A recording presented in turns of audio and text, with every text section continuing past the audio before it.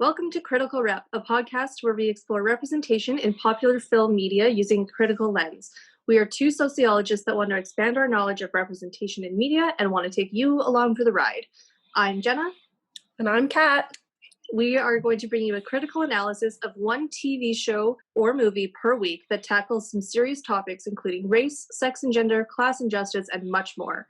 So join us for a fun and interesting discussion of some popular shows where we delve deep into how and what they represent for those watching. And please note, this is our perspective on representation and not on the brilliant people that work hard to bring us this film media. But representation matters in this and all forms of media. Since so many people are exposed to these popular shows and movies, it can make someone feel seen or depict issues that mirror reality or even popularize problematic tropes. So join us as we explore the possibilities and constraints of popular media film. So this episode of Critical Rep podcast, we discuss Dear White People, which is a Netflix show. Here are your hosts, Jenna and Kat.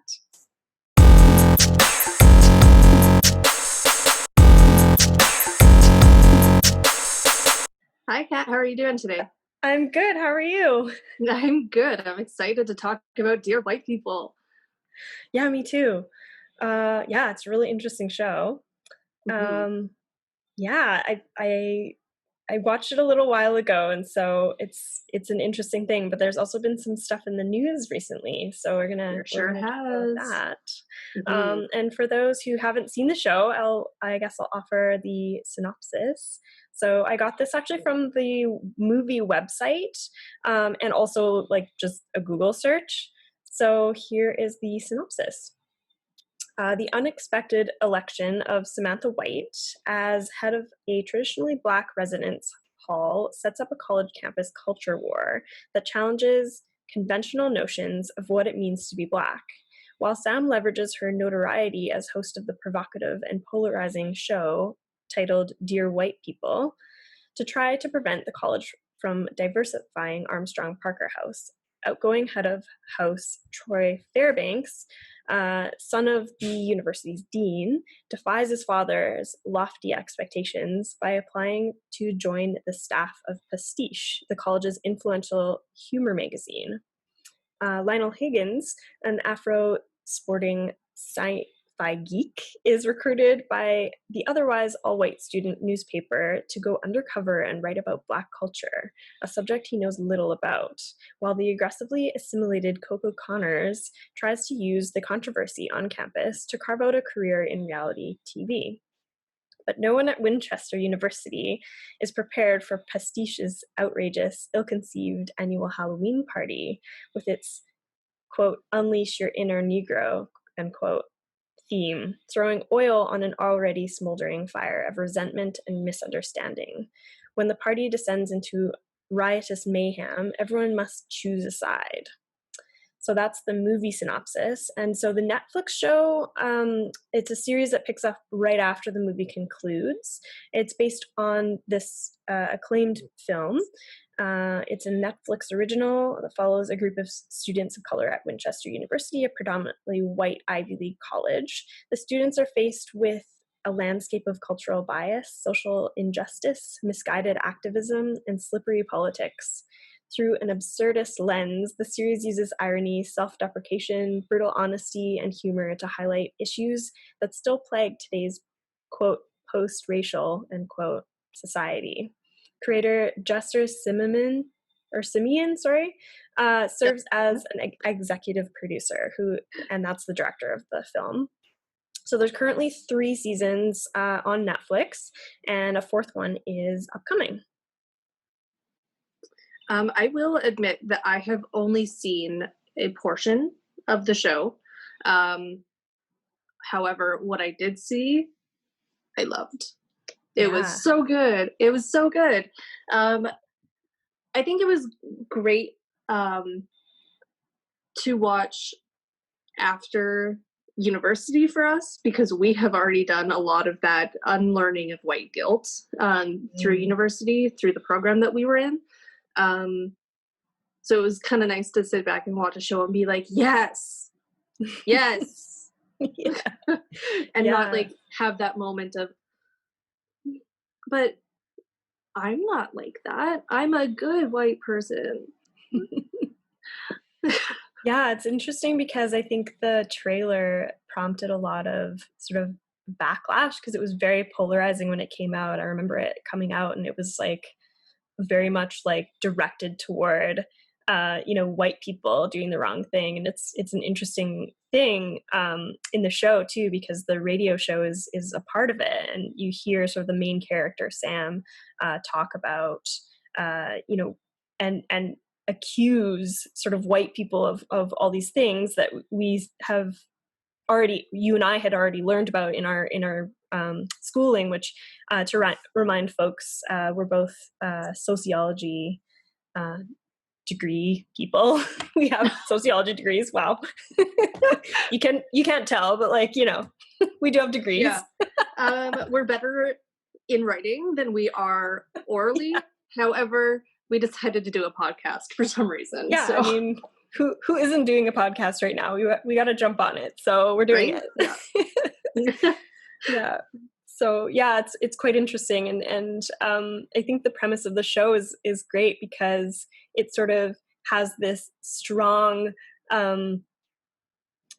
Black woman doing this radio show, but then she's like involved with sort of a white man romantically, and so there's this like juxtaposition right off the bat in the show, and it's an interesting dynamic, and it facilitates being able to address like the racial issues that are happening in particularly America and on college campuses everywhere, but also throughout the world, because these issues they stem from colonialism. So it's definitely relatable on a more widely understood basis. But what drew me to the show is like its college campuses. I just finished school like last year. I love addressing like racial like inequalities as a racial, or I guess an anti-racist activist. So yeah, so it's quite interesting, but I appreciate your perspective of like, yes, this is a good show. Like, Yeah. I mean, I do want to go back and finish watching it at some point. I don't remember exactly why I stopped watching it, but I feel like it was in and around the time that York went on strike, and then we just kind of like both hit like this mental collapse where we're like, how are we going to finish school, basically? And I just wasn't able to put any like mental thought into anything at the time. So I will eventually get back to watching it.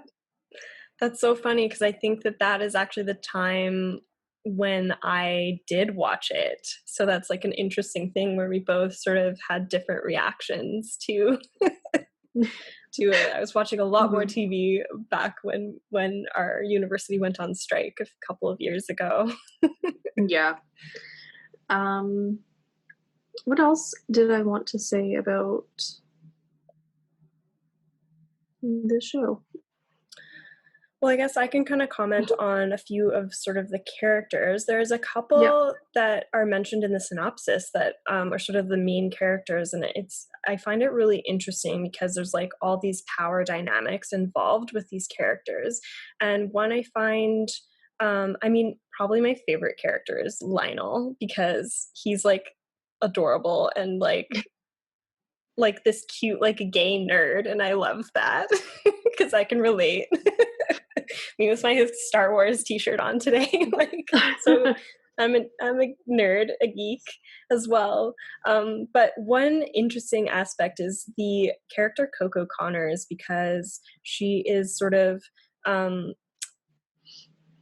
guess it's outlined in the synopsis as aggressively assimilated. So her character is like, just like very into the dominant culture, and this is like a primarily white school, and so like the dynamics of that of her being sort of in this sort of like adopted sort of the white culture of society, and like also being in this space where there's Black students that are trying to not let their one residence hall like be they're trying to like prevent it from becoming a mixed dorm, I guess. Right. So because they want to have their sort of safe space as Black people, and so I thought that character was really interesting, and I also just wanted to mention, I can't remember their name, but the best friend of the main character, Sam, her character is like just the most interesting and the most well-developed character, and I think that is helpful in the sense that she's just like a normal person that they're depicting on television, which doesn't necessarily happen all the time with Black people, because there are lots of tropes that have been perpetuated throughout history. So I think those are really interesting points of representation that are important and exist in real life and were put onto the small screen with this show. And so I think that's an aspect I appreciated. Very interesting. I am still completely drawing a blank on all of the things that I wanted to discuss about this show. I literally had them in my head as you were talking about the synopsis, and then they just were like, that's okay. Do you want to maybe talk about what's been in the news recently? Yes, I think that we should. So the day that we're recording this is September 13th. Mm-hmm. And within the last 24 hours of recording this episode, Jeremy Tardy, the actor that plays character, is it Rashid Baker? Yeah. He has actually left the show due to racial discrimination by Lionsgate, which is a very important thing that I think that needs to be talked about. And I think this is coming up a lot, especially recently with a lot of the new film releases that are happening right now, like Mulan, where we seem to be making progress because there's this representation in the media. However, all of the people still making the decisions and in control of the money and all of the crew and the directors and the producers and everything are all still white people. Yeah. And men, usually. Yeah, let's be real. Most of them are white men. Yeah. Yeah. And probably older white men, too. Yeah, absolutely. So Jeremy Tardy has left the show prior to season 4 because they were renegotiating their salaries, I believe, for season 4, and Lionsgate shut him down with his counteroffer, saying, "No, your first offer was the best and the last offer that we will give you." Then Jeremy was speaking with a white actor on the show who had disclosed to him that he actually was able to negotiate a higher salary for the show, even though they had both received the same starting offer. So that's just blatant racism at that point. So I guess a good group of the cast banded together, all rejected the first offer from Lionsgate. But then there was a bunch of like side dealings going on, and so a few people took new offers that Lionsgate was offering them. Anyways, a whole bunch of things happened. So even in this show, Dear White People, that is so it's depicted as being so anti-racist and pro-Black people, is still behind the scenes pulling all of this racist bullshit. Yeah. So I think that even though in our introduction we said that we are not here to be critical of the people that are making the shows, by that I think we more meant the cinematography choices and the costuming, etc., like that. The creative artists, they're putting, they're their lives into this. Not that, Mhm. you know, the execs don't put their lives into it, but I mean, the way they do it is exploitation. And so Yeah. there is certainly some criticism to be had about that.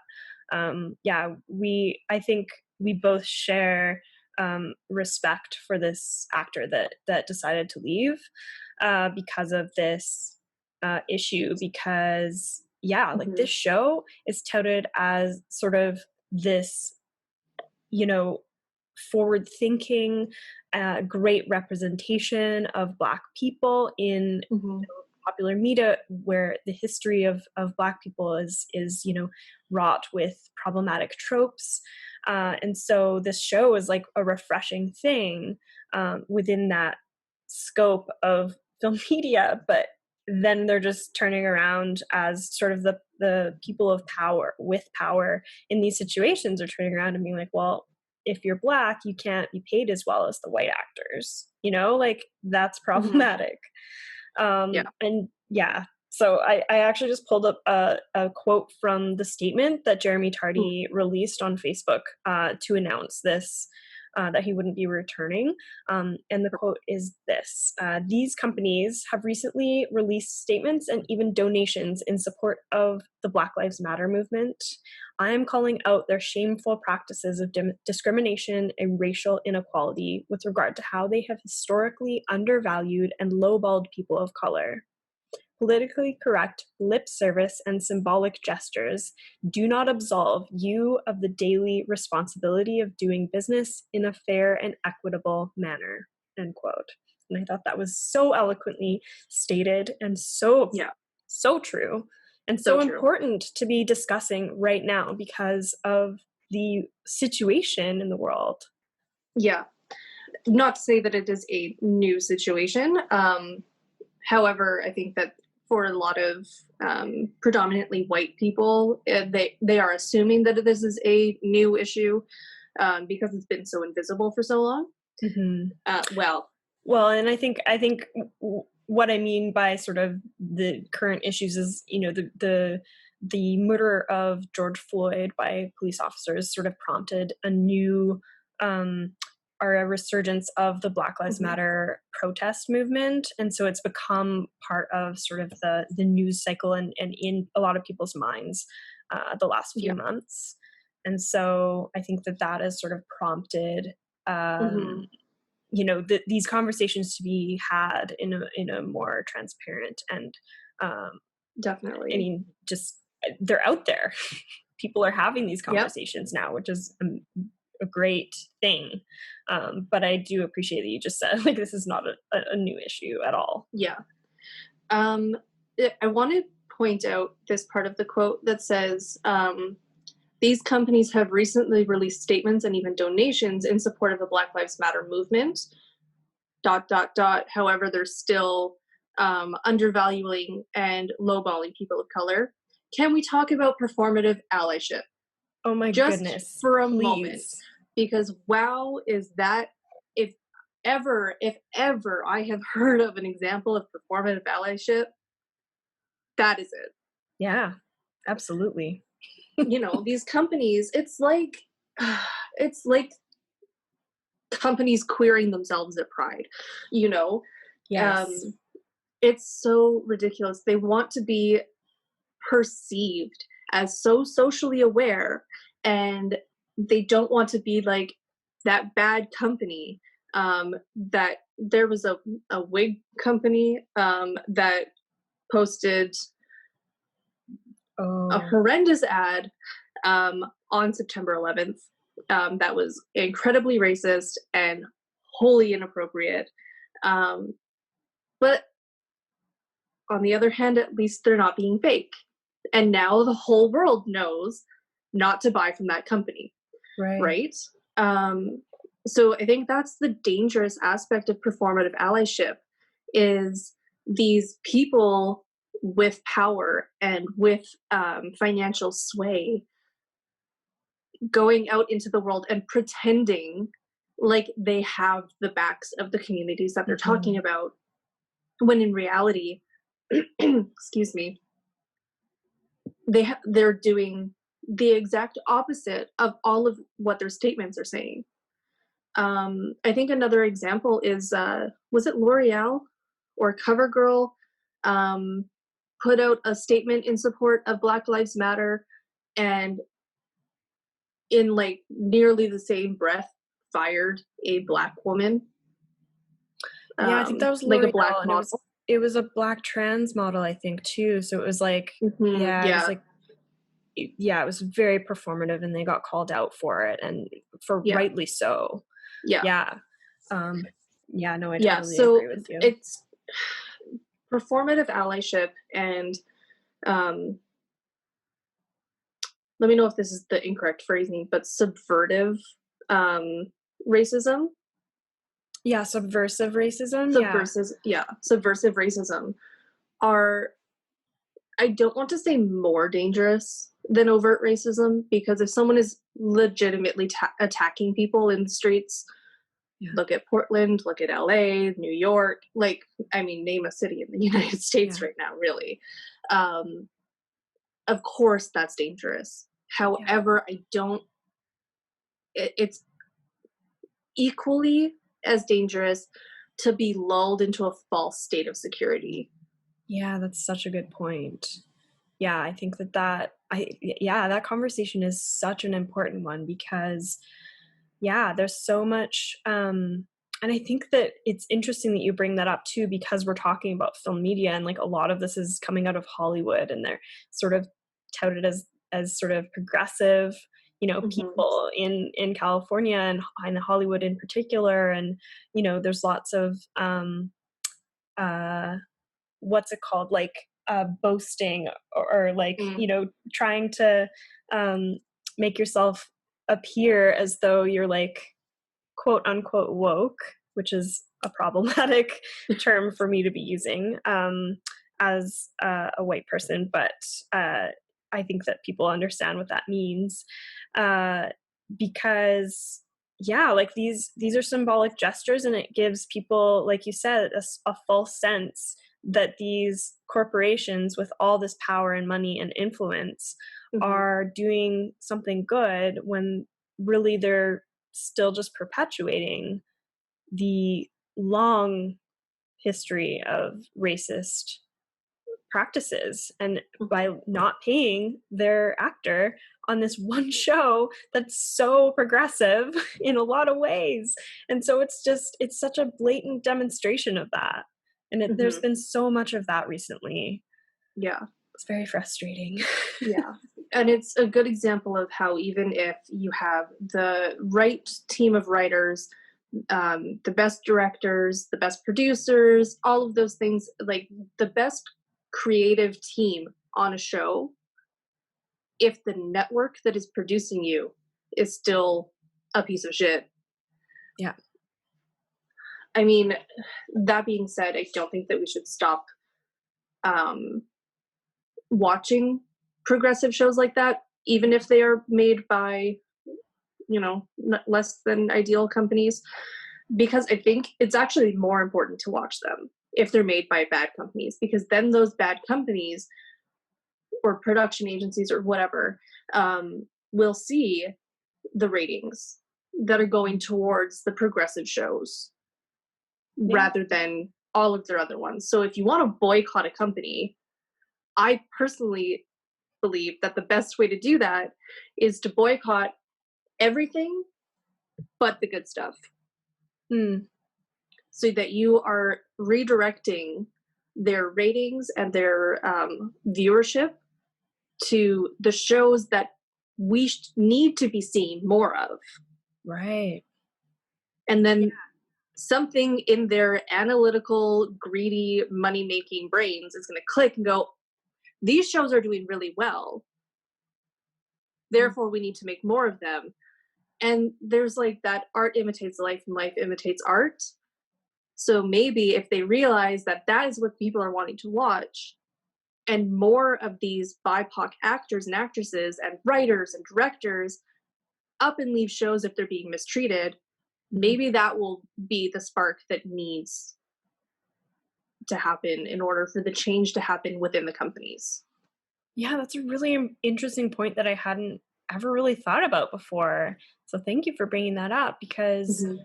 I didn't really think that I I mean, I watch Netflix because it's the only streaming platform I have, and so I never really thought about boycotting them at all.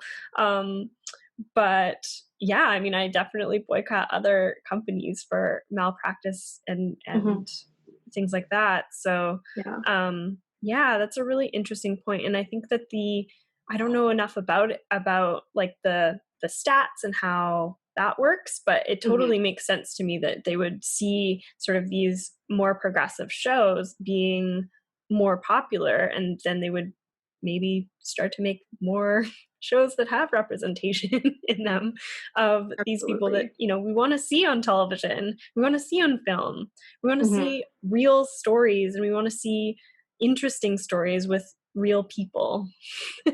Yep. Absolutely. Yeah. So the first time that I thought about using capitalism in that way, Mm. because if we have to be stuck in it, you might as well make it work for you. Um, was when I switched to cruelty-free makeup and Mm. skincare products and everything. Uh, so most companies are owned by parent companies and most of these parent companies have both cruelty free and not cruelty free Interesting. companies with underneath Yeah. their umbrella. So instead of boycotting that entire parent company, buy the ones that are cruelty free and don't buy the ones that still test on animals and use unethically sourced ingredients and things like that, so that they see that the money is going to the ones that people want to support. Mhm. Yeah, I mean, Um, that's so true because yeah, like your your dollar has sway. Your what you purchase is like probably the most influence you can have on like the greater society. And that's why mhm. boycotts do work if they're, you know, massively adopted. We've seen it Yeah, happen in history. Like totally.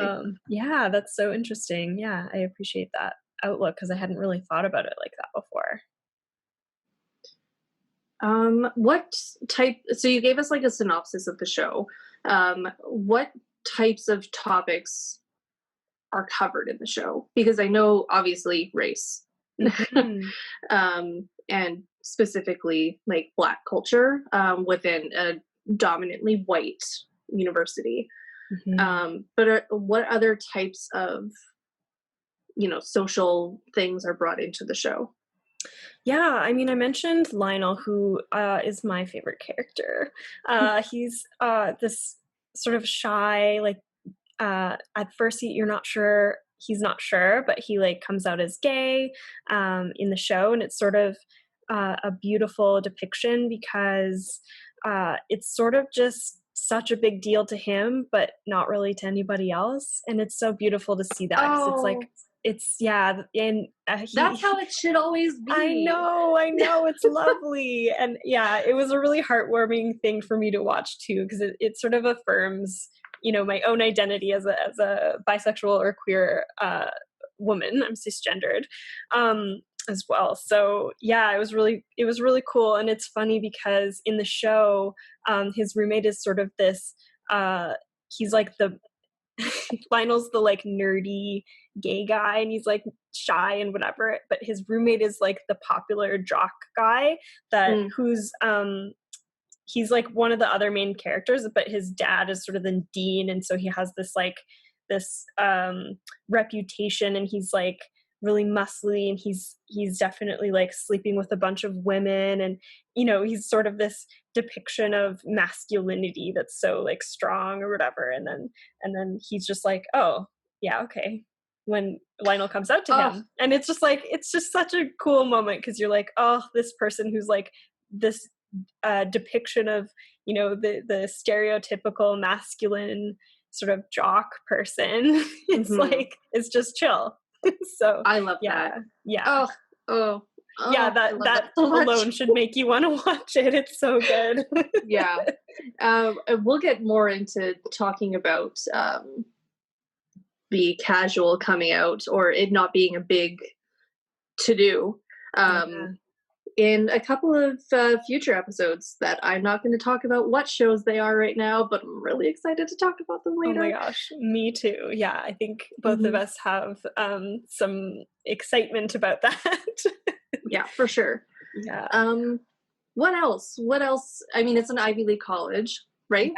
Yeah. So there's class involved. There's, I mean, it's not super involved, but there's definitely a few sort of moments in the show where class is demonstrated, and there's certain characters that go through like traumatic moments where they aren't sure if they can continue going to this Ivy League school because it's like super expensive, and they worked so hard to get there.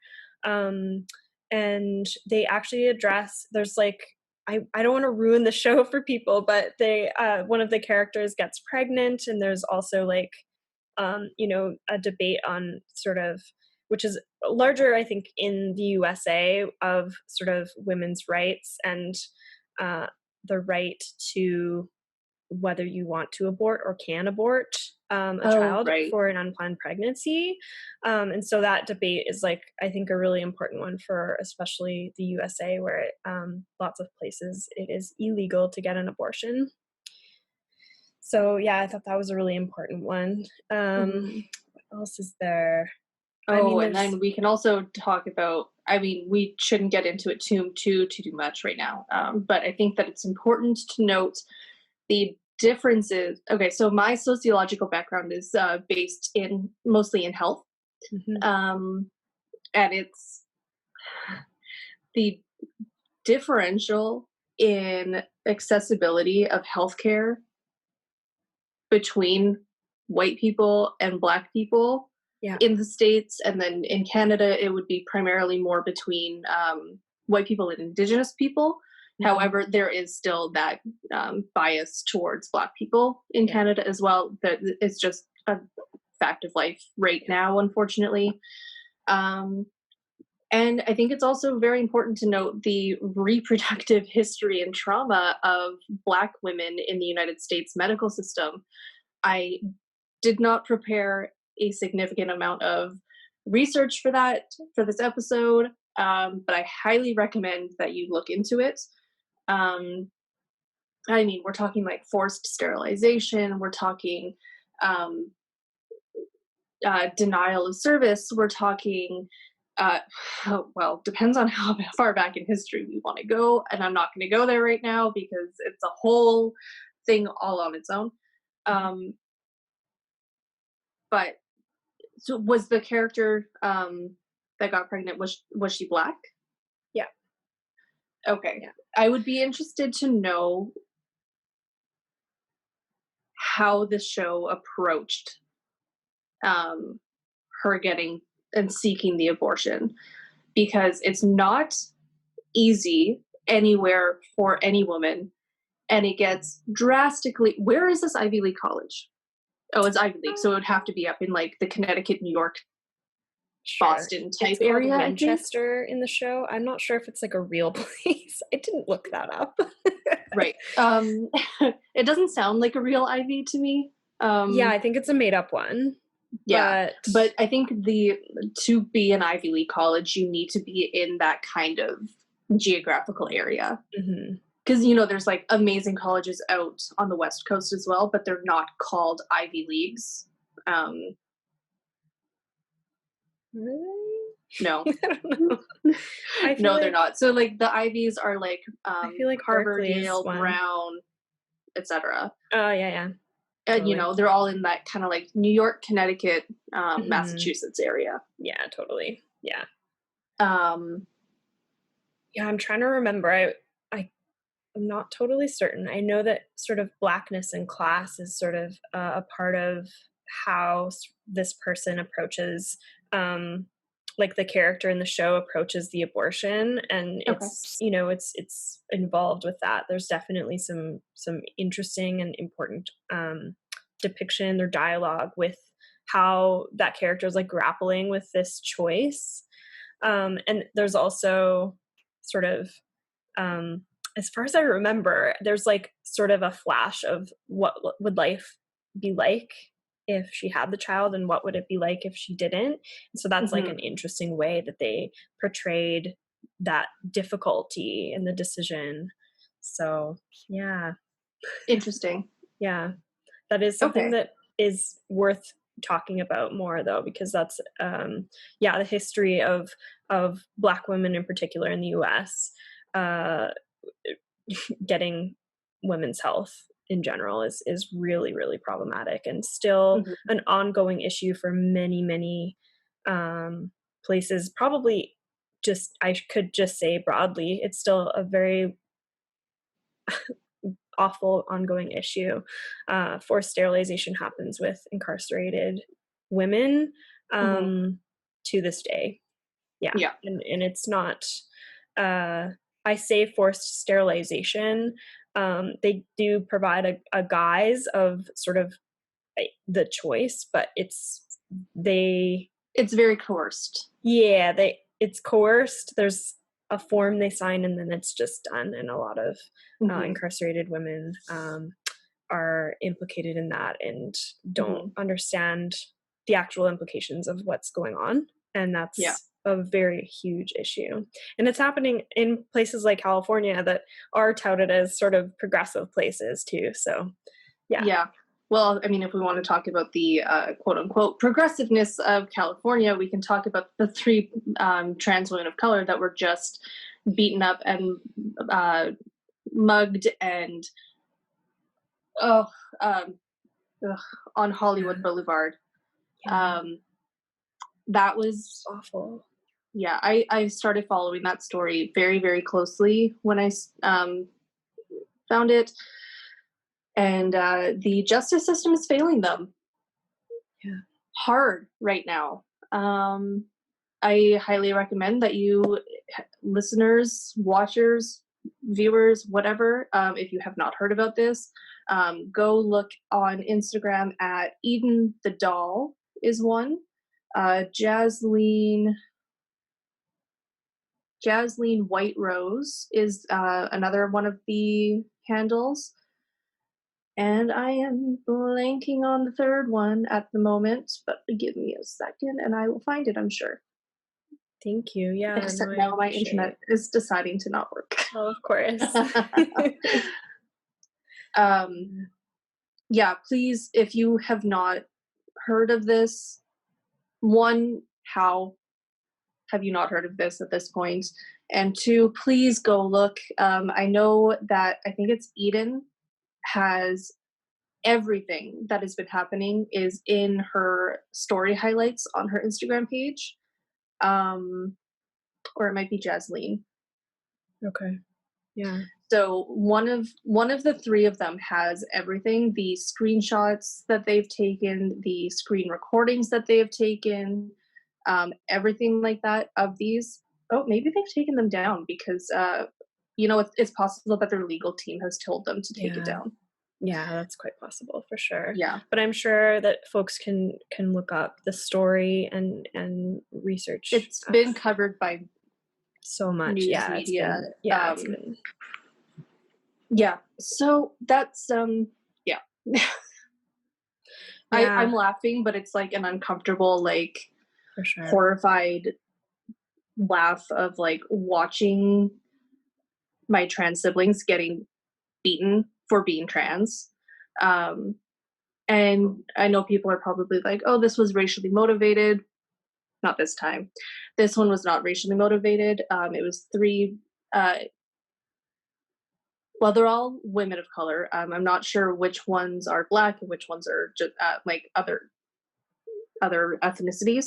Mhm. Um, but every single man that was beating them and mocking them was also black. So this particular incident was not racially motivated. This was because they were trans.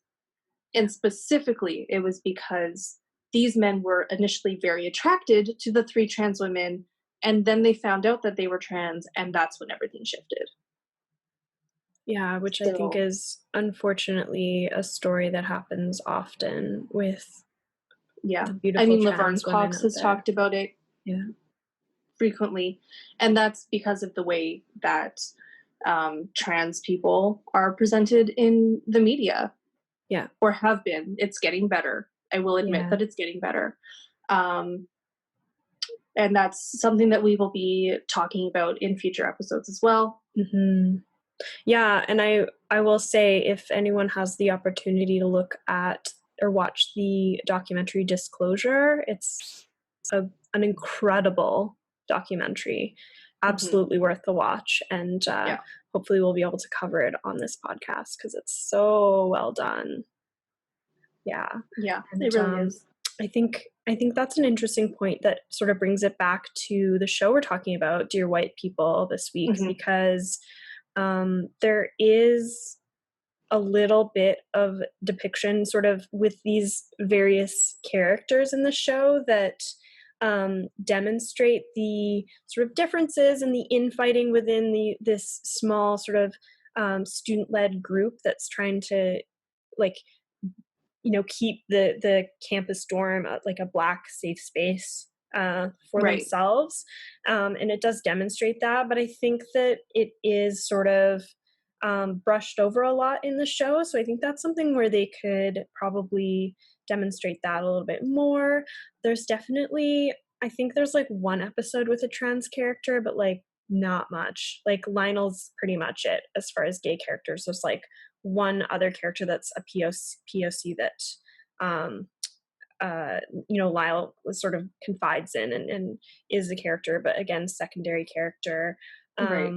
Yeah, so I think that there is some things that they could do better, but overall I think that the show is such a great step in the right direction as far as representation goes for the Black community and for these sort of topical things that we need to be discussing as sort of the millennial generation too, because they bring sort of hashtags in and the dialogue is interesting and fun, and it includes this sort of radio show that is directed at Dear White People. It's called Dear White People. So yeah, for sure.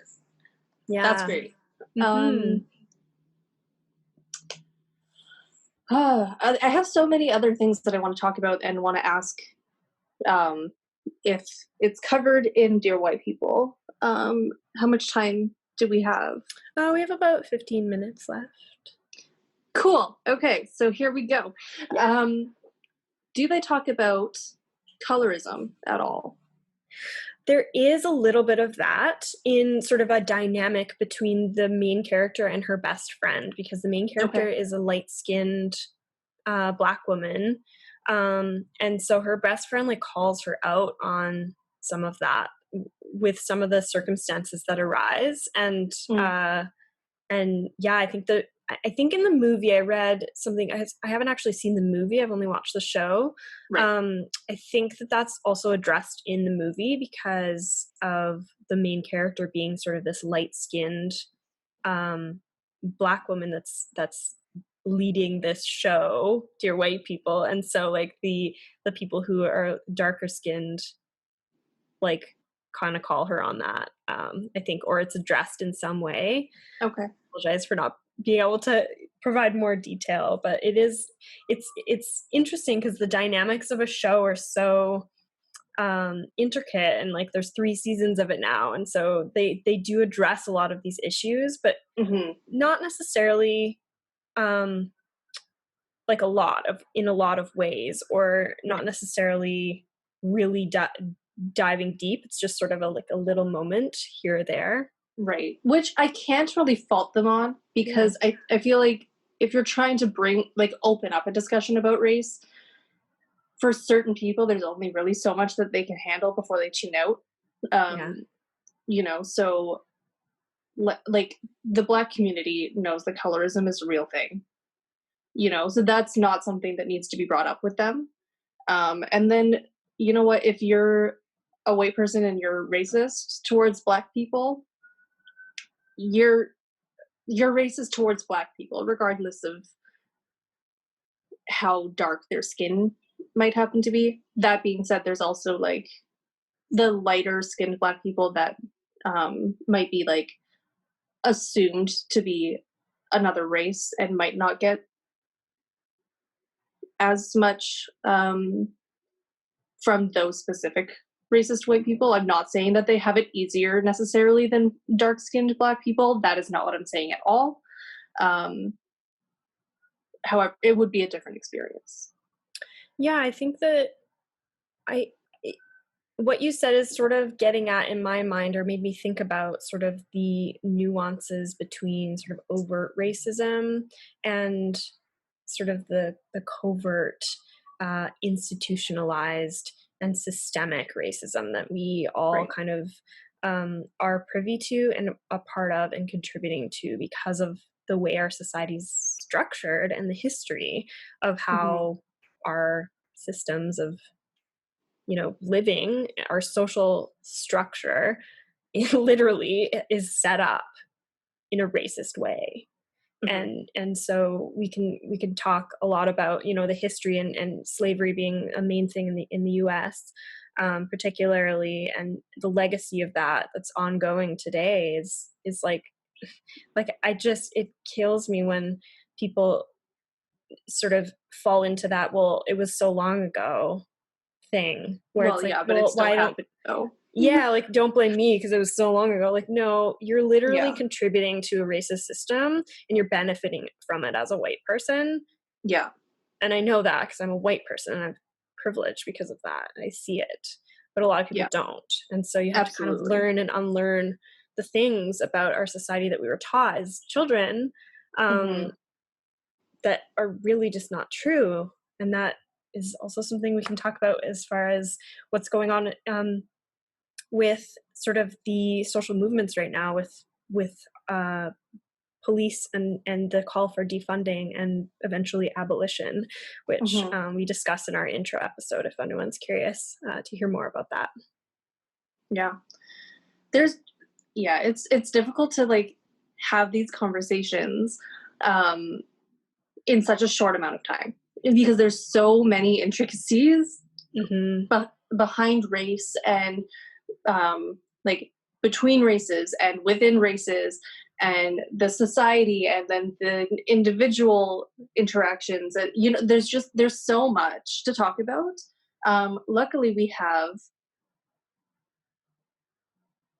a few more, I don't want to actually count it, but a few more episodes where we will be talking about race from different aspects, culminating in our 3-part episode or 3-part arc or whatever, where we discuss one television show at the end of the season that is, honestly, it's still, out of all of the television that I have ever watched in my life, it is the best example of representation of race and gender and sexuality and the justice system and class and like name a thing, and they have discussed it, and they have discussed it well. Amazing. Yeah, I really look forward to that. Very cool. Where are we on time? We have 9 minutes left. 9 minutes left. Okay. Do you want to share what you think the show has done very well and things that it could improve on in the future, or if the show was to be remade or something like that? I know you touched on a few things that you think that it's done well and things that like maybe you could like amp that up, but if you could give us like, I don't know, 2 things that you think that they did really incredibly well and 2 things that you think maybe we're like, okay. That's fair. Yeah, I think that one thing that I would want to see more of is representation of the LGBTQIA plus community. Although I did mention like one of the main characters is gay, and it's a beautiful way of how that character's arc happens, and he comes out, but I think that there is a lot more to the community that can be represented in the show. So I think that's a place that should be better depicted or represented, I guess. I think that it's an interesting show because it is sort of like this fictional place. And so I think that they do a really good job of depicting like real life experiences of, you know, these Black characters that are the main characters, and also like their friends and the people involved in the university. Mhm. I mean, there's definitely gaps, but there will be in any Yeah. show. But I do think that they did a really good job of sort of depicting the nuances and the interactions that may happen in a situation in real life in a university like that, where there is that sort of real life aspect going on, where, Mhm. you know, Black students feel threatened, that their dorm, which is to them a safe space because of the violence of our culture, and within this institution that is already violent, like universities, if everyone doesn't know this already, universities, if you haven't been to university, it's a violent place for BIPOC people. um, it is not conducive. It's very e- it's built Racist. on white men and their It's very intellect. racist. Yeah, Yeah. and that's, yeah, anyway. So yeah, so I think that there's like an interesting conversation in the show that depicts that really well. Mhm. um yeah, I mean, I guess another criticism is just what sort of happened with Jeremy Tardy. That's a main thing that's sort of been on my mind today, thinking about this show, because I don't know if we actually discussed like what character he plays. So he's like a Kenyan No. student, Okay. um, that he's like depicted as super smart young man who speaks 5 languages, but he's also like in this space with African Americans, and so he's like sort of discovering his place in this dorm, and what it means to be African in America versus an African American, which is a problematic Interesting. term. So Mhm. yeah, so I think I think while I appreciate that that is a part of the show, although now he'll be written out, which is unfortunate, I don't think that that representation is enough either. So it really is too bad that he is going to be off the show, because I think that that is part of, you know, the lived experience of many Americans. Is, I mean, Mhm. America, include like Canada and the US, like we have so many immigrants here. Like that's a representation that needs to be portrayed, and portrayed Mhm. well. Yeah. So yeah. That's all I have for now. Okay. No, that's great. Um, Yeah, I guess that's it for us. I hope you enjoyed our discussion today. So thank you everyone for listening to this episode of Critical Rep. You can find us on all socials at Critical Rep Pod, which is critical and then REPOD with 1P, or email us at criticalreppodcast@gmail.com, and that's again with only 1P. So please like and share on whatever platform you prefer. Write us a review on iTunes, subscribe on YouTube. The Critical Rep podcast is hosted by myself, Kat, and Jenna, two people who want to explore the world of representation in popular film media. If you have any questions, feel free to contact us. And until next time, think critical and remember representation matters.